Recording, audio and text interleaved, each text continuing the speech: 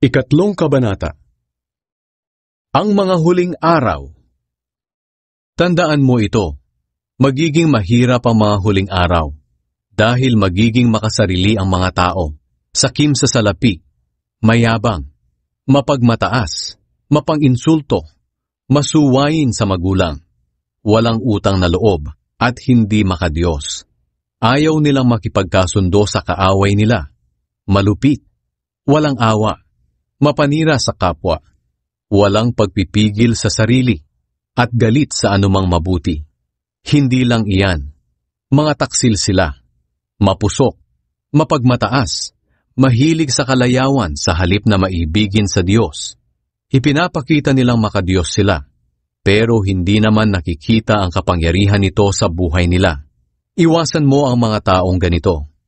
May ilan sa kanilang gumagawa ng paraan para makapasok sa mga tahanan at manloko ng mga babaeng mahihina ang loob.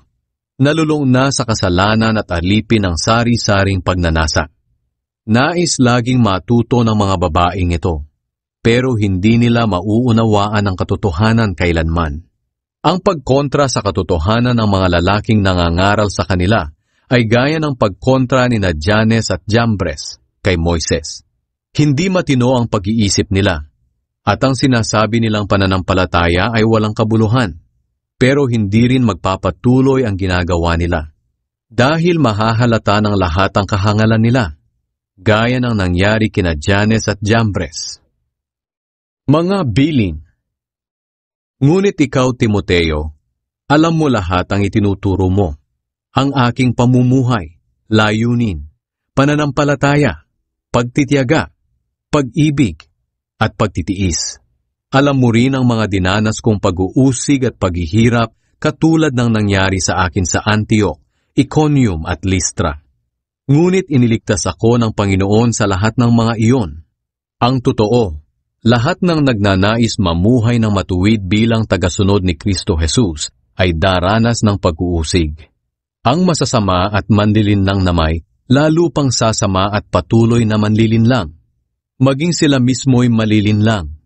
Ngunit ikaw, magpatuloy ka sa mga bagay na natutunan mo at pinanaligan, dahil alam mo kung kanino mo ito natutunan. Mula pa sa pagkabata, alam mo na ang banal na kasulatan, na nakapagbibigay sa iyo ng karunungan tungo sa kaligtasan sa pamamagitan ng pananampalataya kay Kristo Jesus. Lahat ng kasulatan ay isinulat sa pamamagitan ng kapangyarihan ng Diyos, at mapapakinabangan sa pagtuturo ng katotohanan, pagsasaway, pagtutuwid, at sa pagsasanay sa matuwid na pamumuhay, para maging handa sa lahat ng mabubuting gawa ang naglilingkod sa Diyos.